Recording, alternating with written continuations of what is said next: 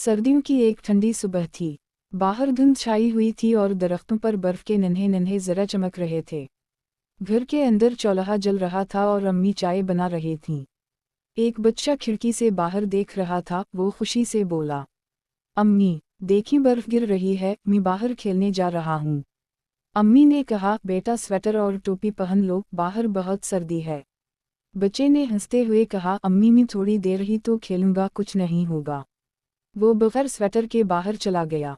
इसने बर्फ के गोले बनाए, बर्फ का इंसान बनाया, खुशी से हंसा, लेकिन कुछ देर बाद उसके हाथ कांपने लगे, नाक सुर्ख हो गई और छींकियां आने लगीं। अम्मी ने खिड़की से देखा तो फौरन आवाज़ दी, जल्दी अंदर आओ। इन्होंने तौलिया से इसके हाथ सिखाए और नानू को आवाज़ दी, अम्मी ज़रा स्वेटर तो लाइए। नानू मुस्कुरा कर आए और बोली, देखो बेटा, ये मैंने तुम्हारे लिए अपने हाथों से बनाया था। बच्चे ने स्वेटर पहना तो उसे गर्मी और सुकून महसूस हुआ। चाय का कप पकड़ते हुए उसने कहा, अब से मैं हमेशा सर्दियों में स्वेटर पहनूंगा। अम्मी और नानू दोनों खुश होकर बोलीं, शाबाश, अपना ख्याल रखना भी एक अच्छी आदत।